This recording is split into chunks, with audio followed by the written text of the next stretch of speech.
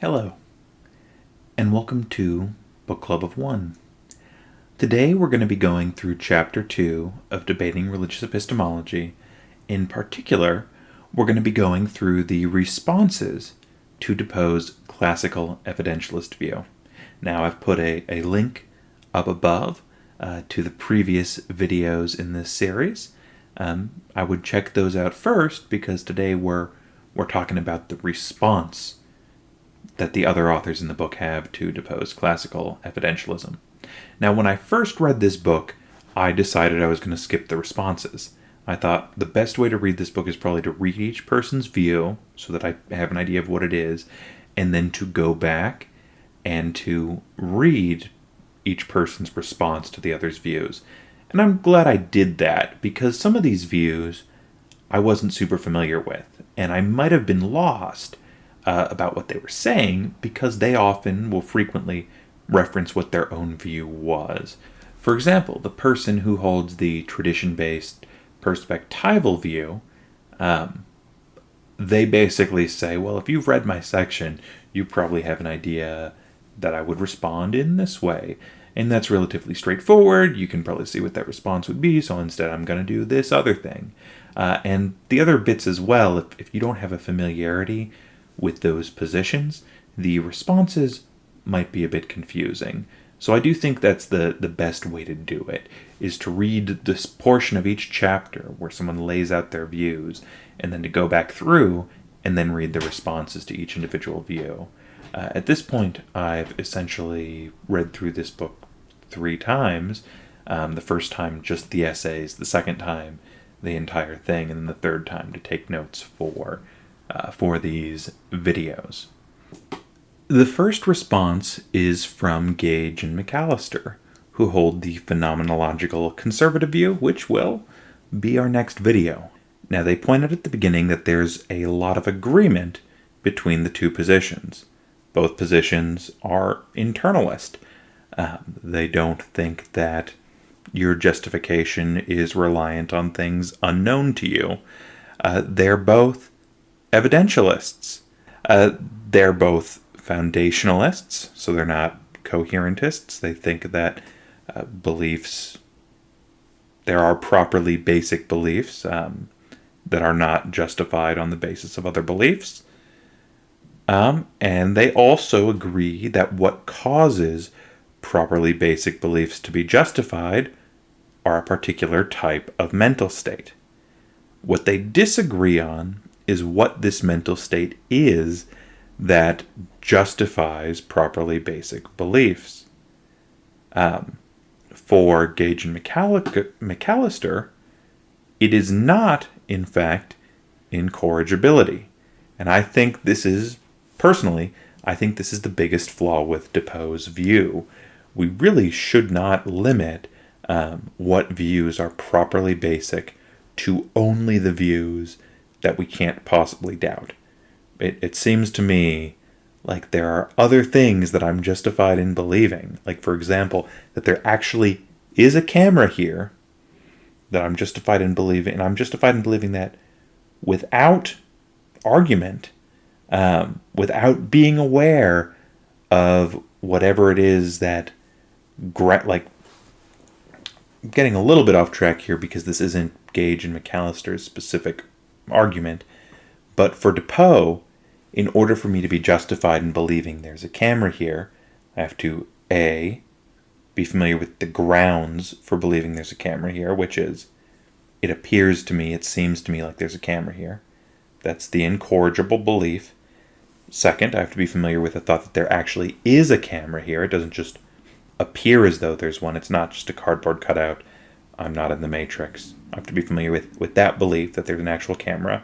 And then, thirdly, I have to be familiar with the truth-bearing connection between those two things. That third thing seems a bit strenuous and tenuous to me. Like, really? I have to? And we'll give some more arguments for why that's strange when we get into the MCNABB's response. But this is an important thing to object to, that the only things that are properly basic are the things that are incorrigible. Okay, so if incorrigibility is not the thing that causes a belief to be properly basic, it's not the mental state that causes properly basic beliefs to be properly basic, what is that thing? Well, Gage and McAllister are pretty permissive here. For them, it's what is called a seeming. Things that seem true to you, like it seems true to me that there's a camera here, you're justified in believing as a properly basic belief unless you have a defeater, right? So maybe it seems to you like the number 2 actually exists as some sort of a Platonic form. It's not just an idea that people came up with and invented and used as a tool. It has independent existence. Well, for Gage and McAllister, if it seems that way to you, and you've never had an argument or debate about it before, and you don't have any defeaters for believing it, you're justified in believing it until you get a reason to doubt it. All right, so what's the issue that Gage and McAllister have with DEPOE's view? Well, you'll remember that DEPOE said the other views are going to fail either because they fail to establish an objective connection to truth, or because they fail to establish a subjective assurance for the person in question to believe that the things are true. And so, like I said a moment ago, this view, the phenomenological conservative view that Gage and McAllister are championing, is, from DEPOE's perspective, going to have serious issues on the objectivity front. And Gage and McAllister are actually going to agree with DEPOE here. They're going to say, yeah, we don't necessarily have a objective connection to truth. But they're going to go on to say, neither does DEPOE. And that basing our beliefs on incorrigible beliefs doesn't necessarily give us an objective connection to truth. So here's the counterexample they give. Imagine someone, and we'll call him unlucky, who has all the same seemings that I, Ryan Brown, have. To him it seems like there's a camera here. It seems like there's a mic right here. It seems like I have a huge stack of comic books next to me. But unlucky, as opposed to Ryan, is in a world where none of this is true. His world started to exist 30 seconds ago, and all of his memories were implanted in his mind. And there actually is no mic, there is no camera, there is no stack of comic books, because Unlucky is being deceived by some powerful, evil demon who is making it seem like all these things are there when none of them actually are. Unlucky has no body and is just seeing illusions. Right? Alright, well, Unlucky has incorrigible beliefs about how things seem to him. Right? It seems to him there's a camera and a mic and a stack of comics just as much as it seems that way to Ryan. So, is Unlucky not justified in believing those things are actually there? Well, of course he's justified. If he's not justified in believing those things are actually there, then neither is Ryan, right? We have all the same properly basic beliefs. We have all the same ground level stuff that we know is true. So if he's not justified in believing that, then neither am I. So that doesn't seem right. So he must have a reason to believe those things. But, and here's the kicker, Unlucky's beliefs don't have an objective connection to truth.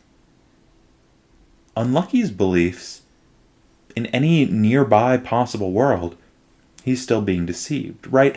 A lot of the question here comes down to what does it mean to have an objective connection to truth?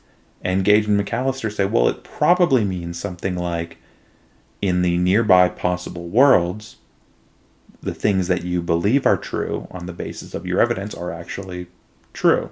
It's possible you're mistaken, but more often than not, in the possible worlds, given the sense data you have, it's actually true. But unlucky, in the nearby other possible worlds, it's still not true. So his beliefs do not have an objective connection to truth. So Gage and McAllister use this to show that even grounding our beliefs in incorrigible things doesn't guarantee some sort of an objective connection to truth. Now, maybe, Gage and McAllister say, what DEPOE means is something like, if the evidence supports the beliefs, then the beliefs are epistemically probable. That is to say, reasonable people, maybe, who have those same incorrigible beliefs would come up with the same other beliefs. But then, if that's all he means, then there's no advantage of classical evidentialism over the phenomenological conservatism view that Gage and McAllister champion. Right? If all that's meant is that from the perspective of the person doing the reasoning, they have a good objective epistemic reason to believe these things, well then what's the real benefit gotten by only allowing incorrigible beliefs in and not allowing things like there's actually a camera here as a properly basic belief? So Gage and McAllister then go on to try to establish the subjective bit, the issue of who, if you're comparing classical evidentialism to phenomenological conservatism, who has a better subjective assurance of truth on the part of the first person perceiver. Well, they say, what is it exactly that gives the first person perceiver confidence that his incorrigible beliefs are true? Well, it's just that they seem really, really extremely true. They seem true to the maximal amount possible, where you can't conceive of them possibly being false. Gage and McAllister then go on to say, well, if their incorrigible beliefs are just properly basic because they seem true maximally, is there a difference in kind between beliefs that seem true but you can doubt them? They don't seem true maximally. I think this is going to betray a common misunderstanding a lot of these folks have of DEPOE's view, and that I probably initially have and still sort of hang on to a little bit. But we'll talk about that. Gage and McAllister then say, all right, what's the difference between something incorrigible, like the law of non-contradiction, or like either P or not P, never both, right? Gage and McAllister think, oh, that's incorrigible, you can't doubt that. What's the difference between that and, oh, there's a tree over there? Both of them seem true. It's just one of them, oh, there's a tree over there, is not incorrigible, right? The fact that it seems true, you could be given reasons that would make you doubt that there's actually a tree. Maybe someone tells you it's made out of aluminum, or it's just a convincing picture or something. But really, they both possess the characteristic of seeming initially like they're true. Either P or not P.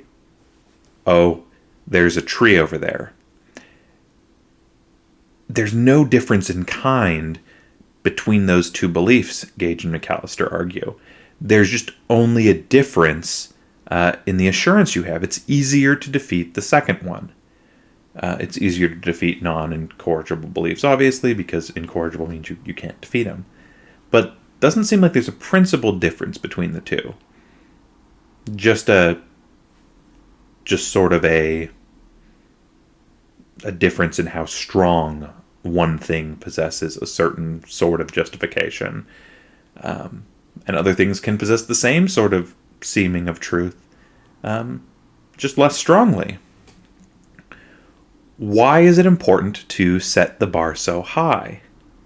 Well, for DEPOE, like we talked about a moment ago, it's because DEPOE is very interested in this objective connection to truth. But they already talked about that. They already showed that even our incorrigible beliefs can't establish beliefs further down the chain so that they're objectively likely to be true, as in the story of Unlucky. It seems like what DEPOE really wants, and what a lot of people like Descartes really want, is they want our other beliefs to also be incorrigible. They're hoping that by grounding later beliefs on earlier incorrigible beliefs, we can secure some of that incorrigibility for the later beliefs. But of course, we can't. Those later beliefs in the chain are not 100% certain, and they'll never be 100% certain. And so basing later beliefs in the chain on incorrigible beliefs, maybe they'll be slightly more epistemically likely than beliefs that are based on non-incorrigible beliefs, like there's a tree over there. But that doesn't mean that the beliefs that are slightly less likely aren't justified just because they're based on beliefs that are initially we're not 100% sure of. So they say it's just arbitrary to say that properly basic beliefs must be incorrigible because because incorrigible beliefs seem true, but other things that seem true aren't.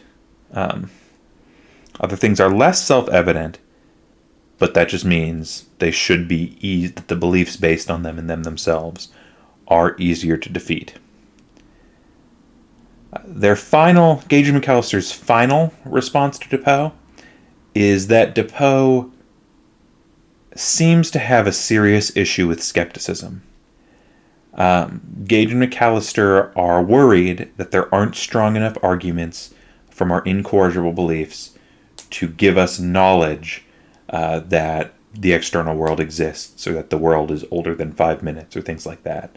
It seems to them like if you're just basing our knowledge on things that we're absolutely certain of, there just aren't strong enough arguments to get us from the things that we know 100% certainly to other things. So they're concerned that his view results in skepticism. Okay, the next responses are from McNabb, who holds the proper functionalist view. His view is going to be an externalist one, and it's going to say something like, when your beliefs are produced by faculties that are functioning properly, and that are operating in the correct environment, and that are designed to produce true beliefs, then you have, I'll say, warrant instead of justification here for those beliefs. So McNabb starts by pointing out, all right, like you said, our view is an externalist one. It's going to rank strong on DEPOE's objectivity standard, just like DEPOE said it would. McNabb wants to say something like, they tend to use the terminology a tight connection to truth as opposed to objective connection, but essentially they mean the same thing. So he's not going to fail on that standard. If McNabb's view is going to run into a problem with DEPOE's two criterion, it'll be the subjective one. So first thing that DEPOE wants to do is he wants to quibble with the thought experiment about Norman the psychic. So if you remember the example of Norman the psychic, Norman is a psychic. He doesn't know this. He's never had psychic visions before. But if the correct conditions are met, he'll come to believe that, I think the way we put it was, Donald Trump is in New York City. Why shouldn't he believe his sudden thought that Donald Trump is in New York City? Because, of course, McNabb is going to say, yeah, it's true that even though this is a faculty that's aimed at truth, that's operating in the correct environment, and it's producing a true belief and it's functioning properly, it is the case that Norman shouldn't believe that Donald Trump is in New York City. Why, though? McNabb says that it's just because Norman has an undercutting defeater, right? He has no reason to believe he's psychic, and he has good reasons to believe he's not psychic, because generally speaking, people aren't psychic So in the same way, like if we had reasons to doubt that our visual systems weren't functioning properly, like if there were glitches in the Matrix and we got reasons to believe we were in the Matrix, well then yeah, we should doubt our faculties, because we have an undercutting defeater to think that they're trustworthy. And so it's the same thing with Norman. It's not as though it's not that Norman lacks a third thing that's required for truth, that is the knowledge of the not tight connection, but the link between the grounds for the belief and the belief itself, right? That was DEPOE's account. DEPOE was saying Norman doesn't know because even though he has the belief, I guess he's not aware of the grounds for the belief either, and he's certainly not aware of the connection between the grounds for the belief and the belief itself. Whereas McNabb says we don't have a problem with this example. It's just that Norman has an undercutting defeater.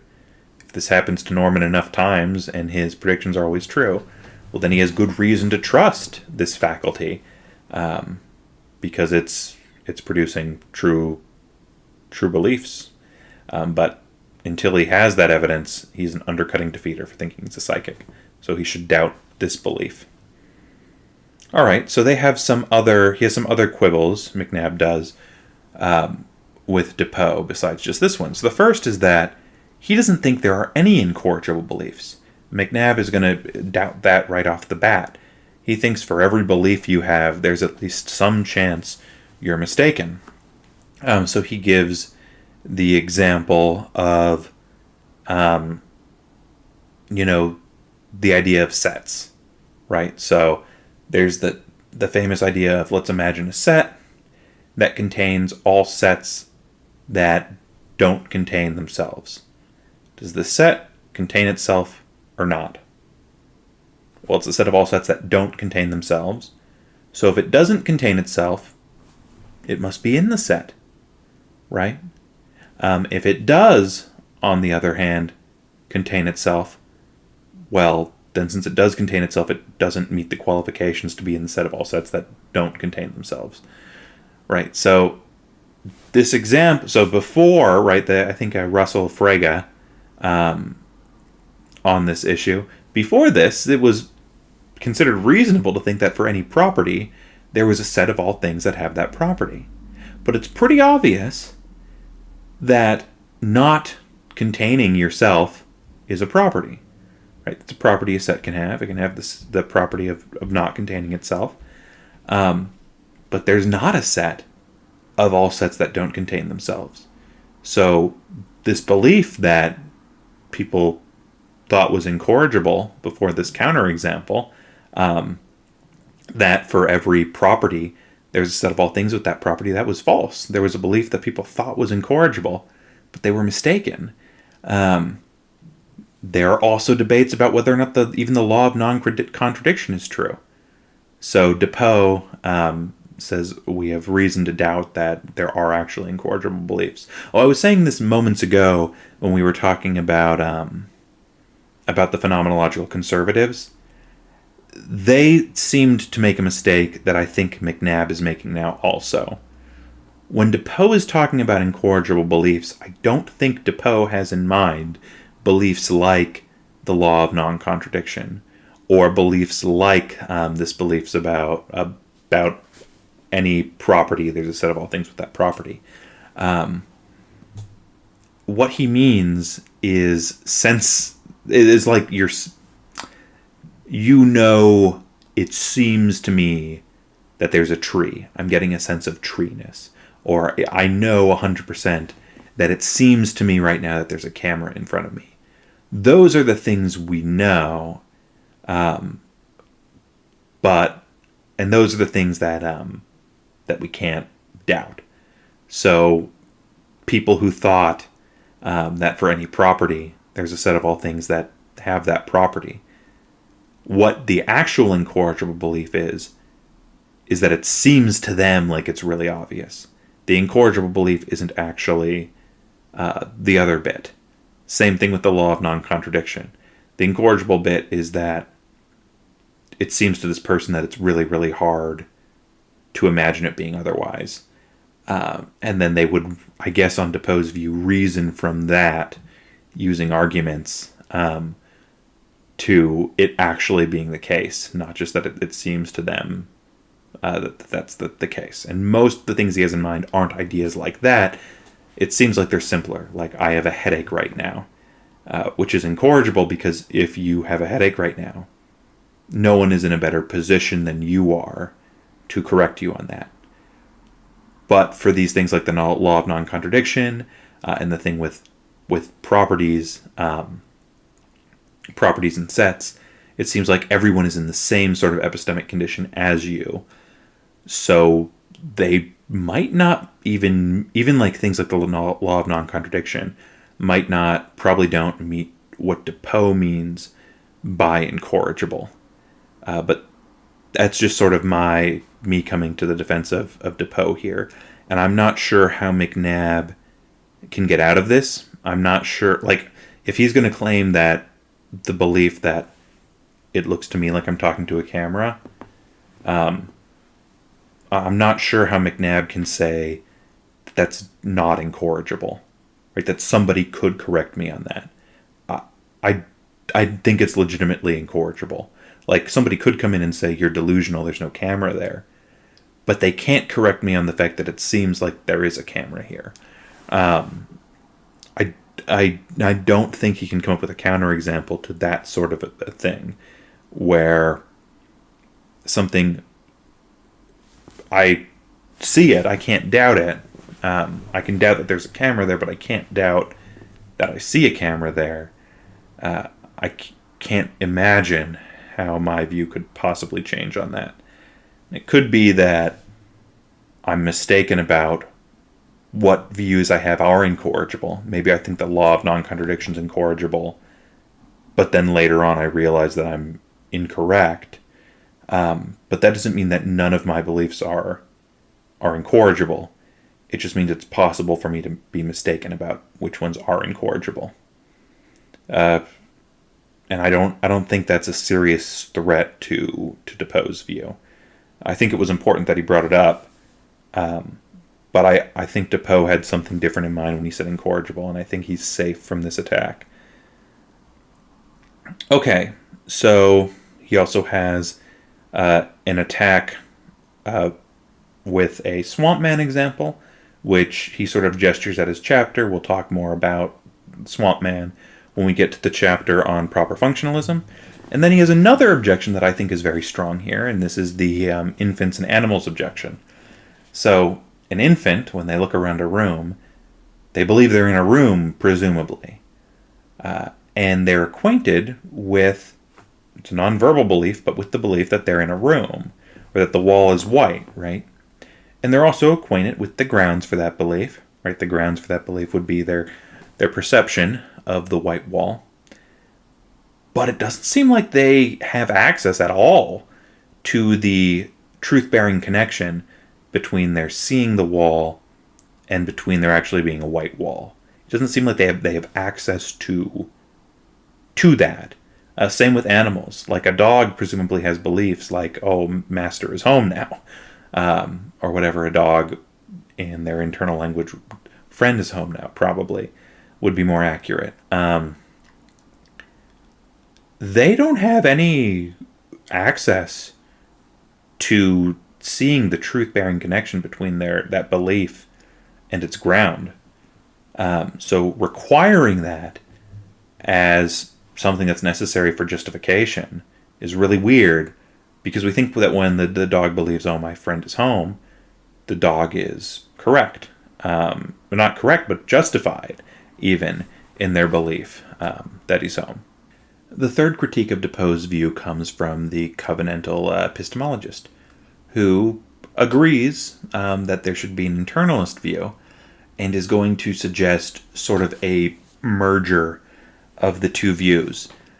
This response is kind of weird. There's some good stuff in it, and I'll comment on what I think the good stuff is. But there's some real weirdness and some things that I think might be serious misunderstandings, but we'll see. Okay, so it's an internalist view, And it's also, the covenantal epistemology view is also going to be an evidentialist view, Scott Oliphant says. He says, the evidence for God, though, is literally suffused into the world. It's everywhere. We're going to see it no matter what, and we're always going to have good grounds and justification for believing God exists, because God has made it super duper clear to us, right, in nature and in the world. It's real obvious. When we disagree, we're suppressing the truth in unrighteousness, and we're not justified when we believe that God doesn't exist. We're not, in fact, being rational. So he's going to disagree, I guess, with the account of evidence that DEPOE is giving. He's going to say that there's an issue with this idea of being directly acquainted with or being aware of the good grounds for a belief. He's going to say, does this just mean it's at the forefront of our mind? Right? Is it always, in order for us to be justified in believing something, does the truth-bearing connection between our grounds for believing it and the belief itself, does that have to be actively thinking about it? So when I stop thinking about why this room exists, I'm no longer justified? Or if I never thought of it at all, like, why is it that I believe this room exists on the basis of my sense perception? If I never thought of that at all, am I not justified in believing it exists? Clearly not. So having access, being directly acquainted with that belief, with the truth-bearing connection between those two things, can't mean it's at the forefront of our mind, can't mean it's super apparent to us. Does it just mean we could access it? It says, maybe, whatever directly acquainted with means, we're also directly acquainted with God. Because we're always in his presence. We're acquainted with God. He's a person. And we don't need to cognitively reflect to know that God is there. Oliphant claims this is what Paul teaches, that we don't know that God exists reflectively through argument, but by direct acquaintance with him. I think he's thinking here again about the footsteps in the hallway and the person and being directly acquainted with the person. And then he makes this weird statement. Okay, so up till now, it's been weird. I think him questioning what does it mean to be aware of these things mean. Like, I think that's a good point to clarify. I think some of this was weird. I think this next part is just misunderstanding something. I'm not even sure what he means by it. But he says, maybe our knowledge of God isn't properly basic, but stronger than that. And he doesn't really elaborate too much on what he means by this. I think he might just misunderstand maybe what is meant here by properly basic. But he thinks the existence of God is super clear to everyone, and that it's super clear on the basis of evidence, maybe a different meaning of evidence, because it's not evidence that you need to reason from, but it is on the basis of evidence because God has made himself super clear that he exists. Oliphant says the problem is sin, and this requires some externalist thinking. Whatever system it is that interprets the evidence, we're like the sensus divinitatis or something, that when we see the evidence in the world, we correctly come to the conclusion that God exists on the basis of that evidence. Our sin allows us to suppress that truth in unrighteousness. So according to Oliphant, since we're able to suppress the truth in unrighteousness in this way, there needs to be an objective standard on the evidence that we can interpret. And so this is God's perspective on the evidence given to us in scriptures. Reading this leads us to trust it, and it allows us to acknowledge what we already know. So trusting in scripture allows trusting in like the knowledge scripture delivers to us gives us internal assurance of things that we already knew, right? Just by trusting Scripture, we're assured of things that we already knew on the basis of God's natural revelation, but had previously been suppressing due to our sin. So this is weird. Like, this doesn't... I will talk about his view more when we get to it. Again, I think there's some good stuff in here that DEPOE needs to answer. Like, specifically the topic of what exactly do you mean by directly acquainted with something? Oh, I think that's kind of clear. But, like, what does it mean to be aware of it? Like, in order to be aware of the truth-bearing connection to two things, do you have to have thought of it once before? Is it possible that you've never thought of it before, but you're capable of thinking about it? Does it mean it's at the forefront of your mind? I think that nugget is what we can take from here, is something that might blossom into a issue with DEPOE's view. But the rest of this is odd because it misunderstands what's meant not just by properly basic, although that bit there particularly threw me, but more so what's just even meant by evidence, right? In DEPOE. Like, in DEPOE, his theory is you have to be aware of your basis for believing something, the belief itself, and the truth-bearing connection between those two things. If the evidence for believing in God is just suffused into the world around you, and if you're functioning properly, you're going to believe there's a God, but then you suppress that belief, that doesn't count as evidence in DEPOE's sense. So this, like, suggested merger is weird, and I think might be misunderstanding DEPOE in important ways. Finally, we come to the tradition-based perspectival response to classical evidentialism, championed by Eric Baldwin. Now, at the beginning of his response, he says, look, I could just extend some of the things I say in my chapter about why this sort of general approach, which he labels the encyclopedist approach, is wrong-headed. But instead, I'm going to sketch out an alternative, sort of Aquinian, Thomistic sort of approach. Now, his view is described in his chapter, has to do with us coming to truth or us having justification on the basis of us acting within a particular intellectual tradition.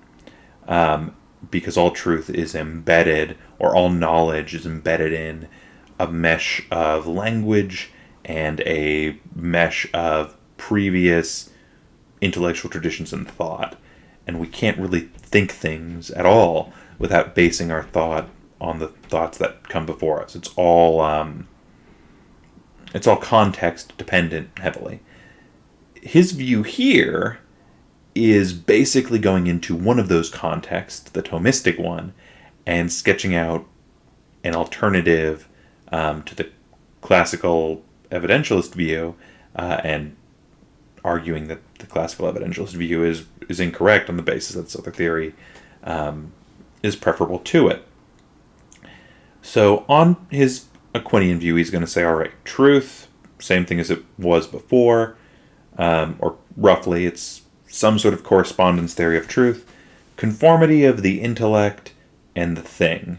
It doesn't have as much to do in this view with knowing the truth value of propositions, but rather grasping the real nature or the real thing in and of itself. Your intellect coming in contact with a bird, and you understanding what that bird is. Now, some knowledge is self-evident. This doesn't mean it's obvious or that you know it right away. Rather, it means that if you grasp both the subject and the predicate, the truth of the statement is contained in those two. So, for example, all humans are animals. If you understand what an animal is and you understand what a human is, the statement is not falsifiable. It's self-evident. The truth of it is contained within the words itself. Now, this view is going to be an externalist view. It's going to be based on our faculties being properly designed to really grasp things about objects in the real external world. His basic defense against DEPOE's argument for internalism is that on Aquinas' view and on his view, knowledge or epistemology is not in fact a first-person endeavor at all. The goal isn't to give the individual person this sort of subjective assurance that he can be 100% right. Rather, epistemology is fundamentally third person. It's about having a theory of rational souls. It's about how people in general come to knowledge embedded in a community.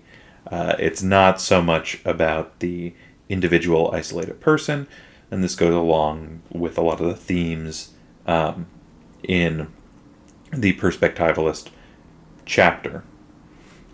So some knowledge, as we've mentioned before, is self-evident. It's just contained in the predicate and the subject itself, and it's grasped directly by the intellect, is how Aquinas would put it. Other knowledge is grasped by the senses.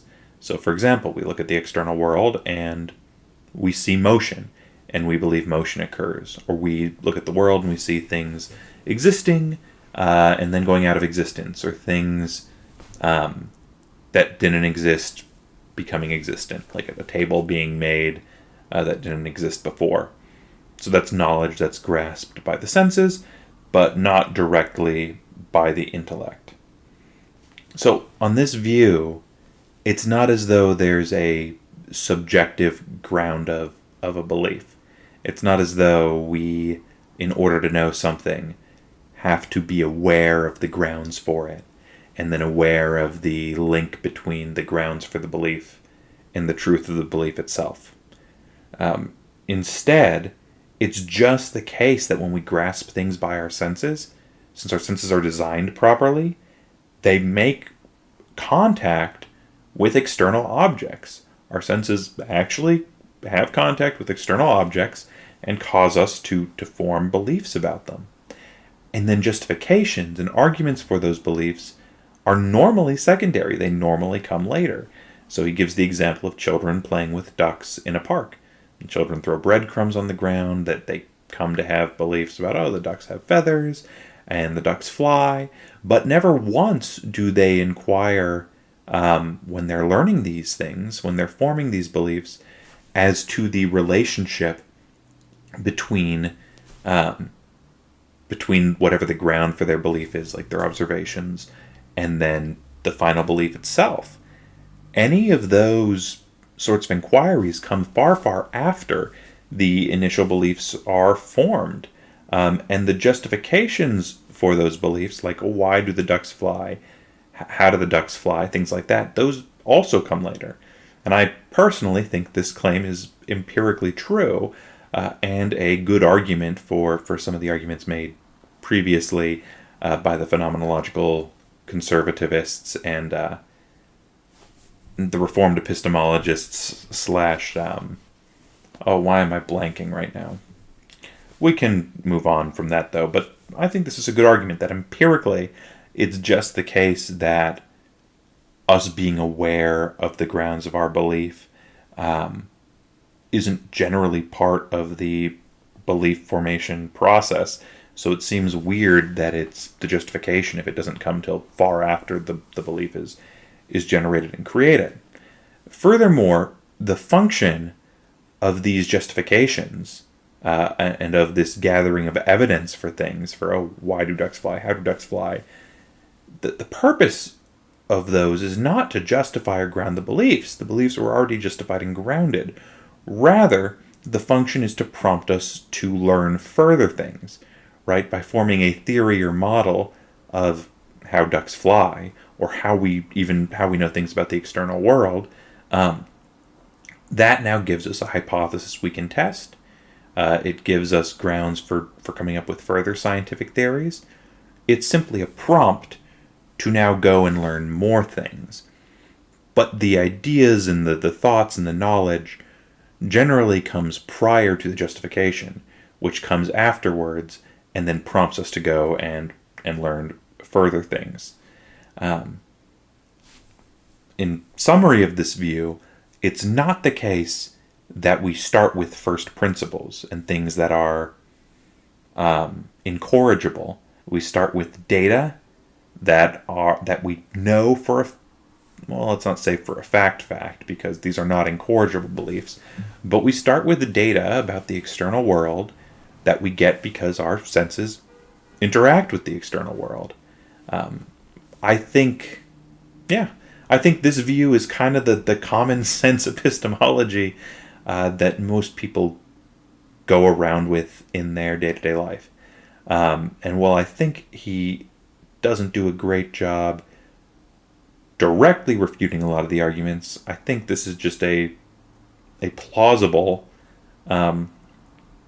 sounding at least, counterexample of another alternate theory that's not internalist at all, that's extremely externalist, but that seems plausible. And there are some good arguments baked in here in this theory as to why it's the case that it's really, really odd to suggest we be directly acquainted with our grounds for believing things and with the link between those grounds and the truth of the thing, and believing it. Like, it seems really weird to suggest that in order to be justified in a belief, we have those prior to the belief, or we're able to access those very, very quickly upon having the belief.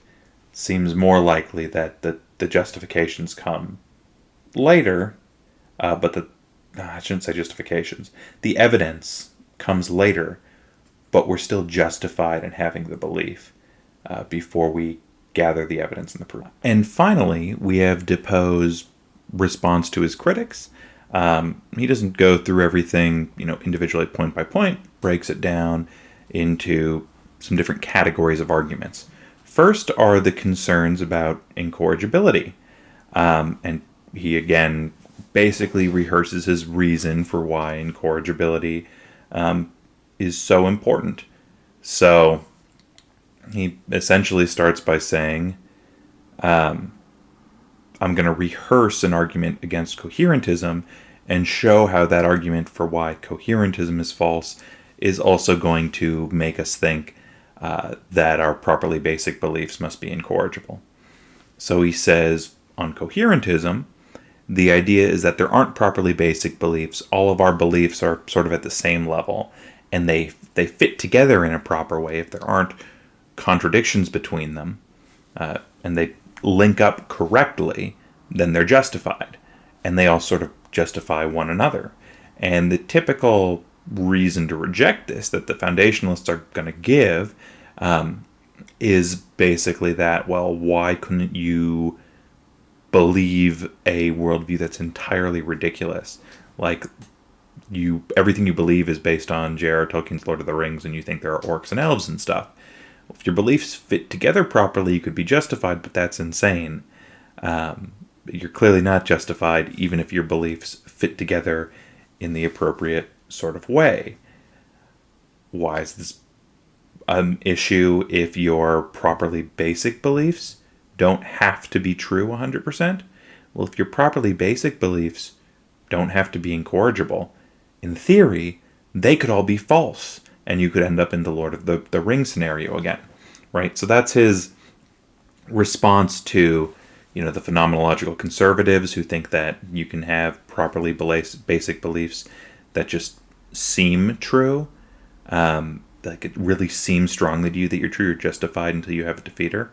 I'm going to respond to DEPOE here on their behalf, because they obviously believe that these properly basic beliefs that only seem true can be overturned by stronger properly basic beliefs, including incorrigible ones. So if they have strong evidence that Lord of the Rings isn't true on the basis of incorrigible beliefs, that gives them reason to overturn their other beliefs where things seem true to them, as though Lord of the Rings was the case, right? So this is kind of, in my opinion, a silly objection, and doesn't... Oh, I'm being so mean to DEPOE. DEPOE is one of my favorite authors in this book. Like, his stuff is so lucidly written. He then goes on to respond to the Frege-Russell example, like the set theory one, where we had Frege believing for his mathematics stuff that for any property that you could have, there was a set of all things with that property, and then Russell proved him wrong. And DEPOE says the issue here was that this belief actually wasn't incorrigible. It wasn't that he took the belief to be incorrigible. In fact, he probably didn't.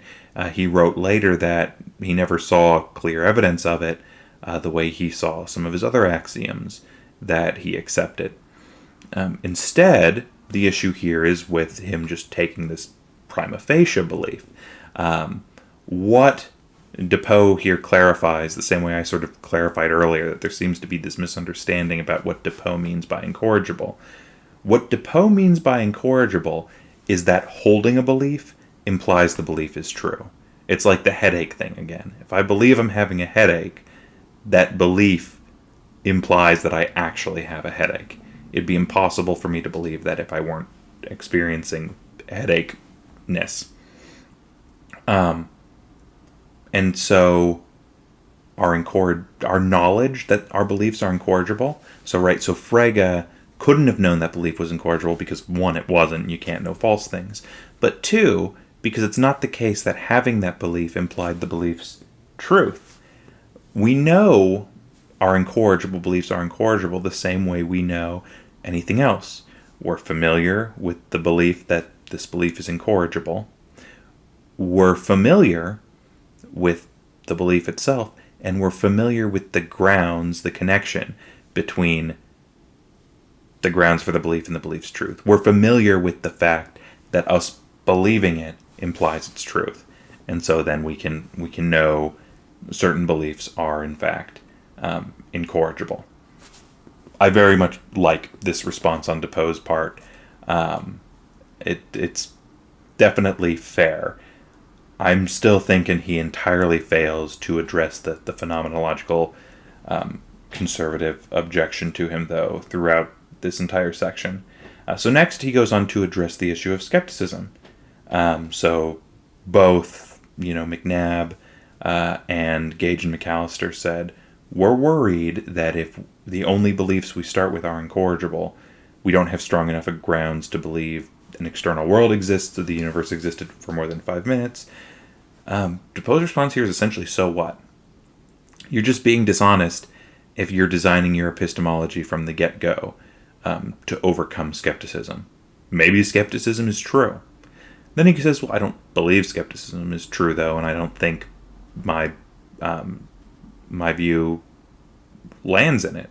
I just think it's wrong for you to try to stack the deck against skepticism. And he says, well, the reason my view doesn't result in skepticism is because, let's start with your incorrigible beliefs, your beliefs about, what stuff seems like to you.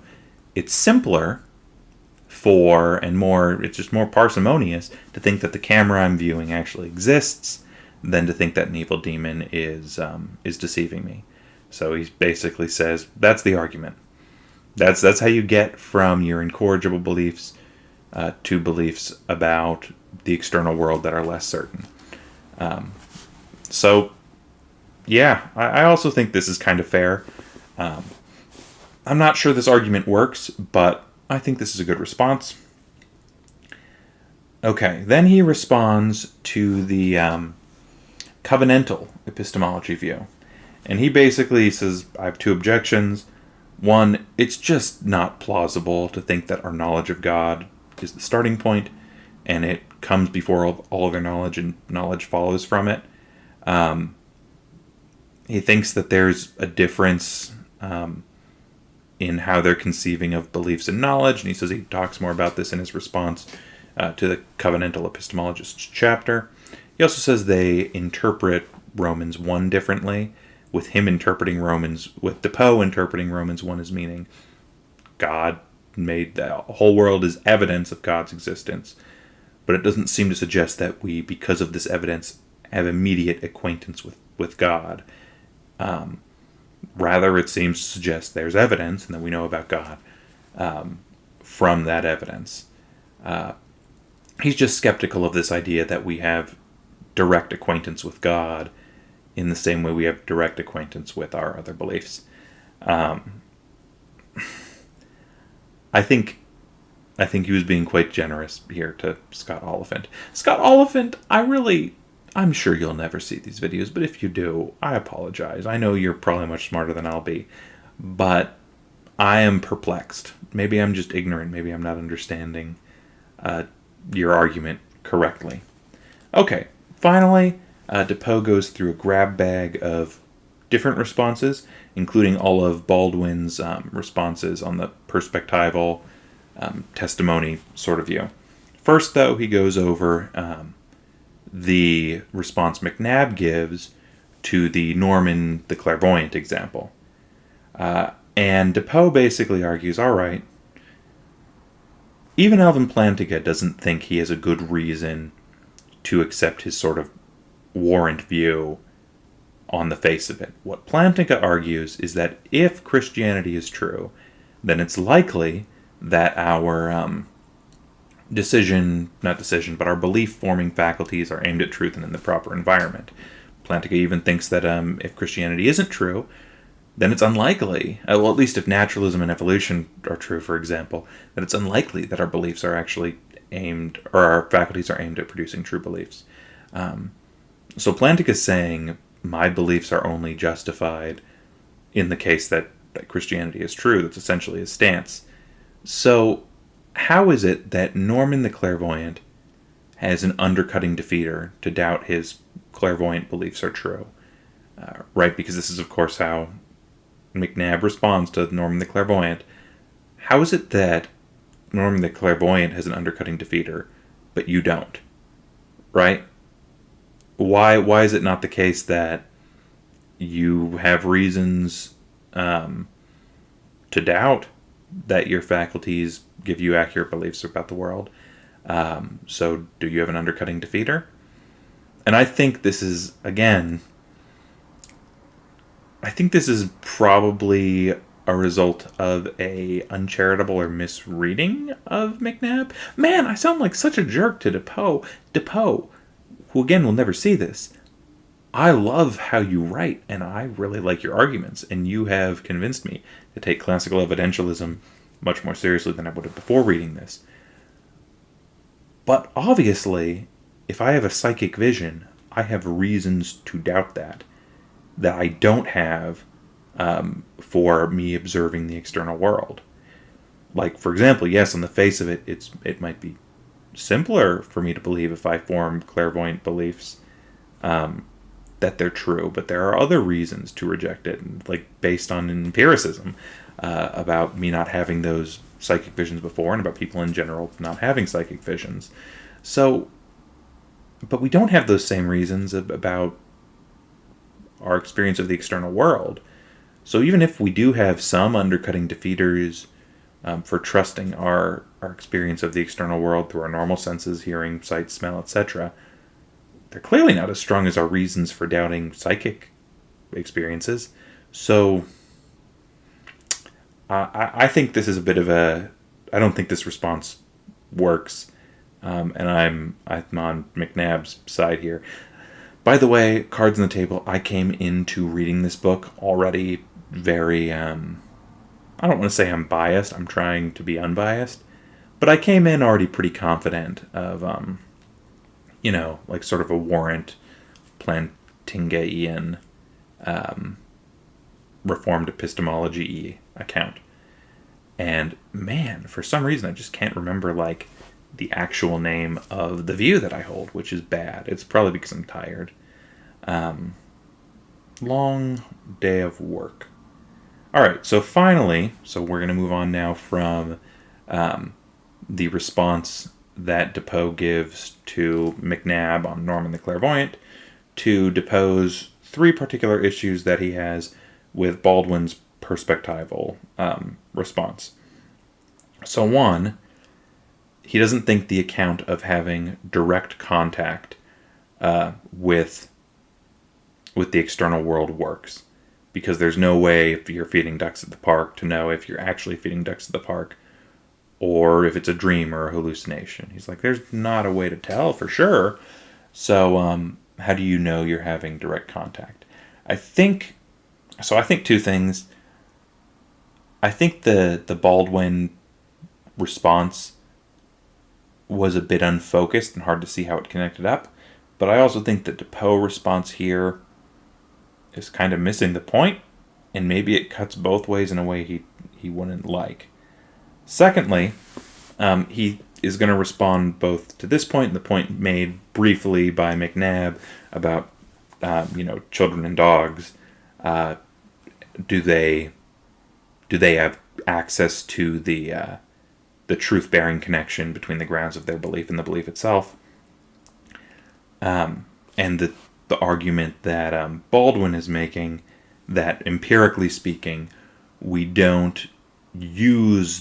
not aware of the truth-bearing connection between those two things. And DEPOE's response here is twofold. First, it's not that kids and dogs need an epistemic theory in mind in order to justify their inference from their observation of the world to the world's existence. Rather, they're just aware of the fact intuitively that imagining that someone's deceiving them is more complex.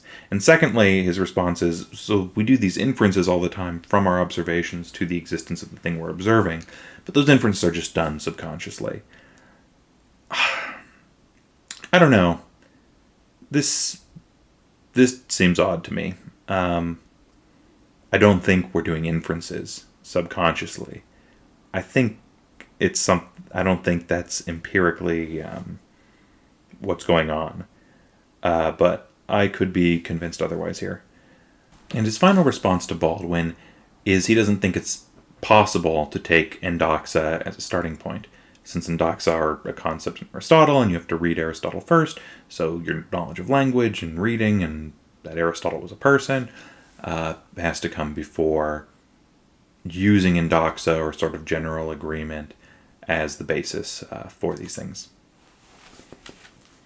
And that's where we'll end today. Soon enough, probably shortly after Christmas, maybe Christmas Eve if we're lucky, there should be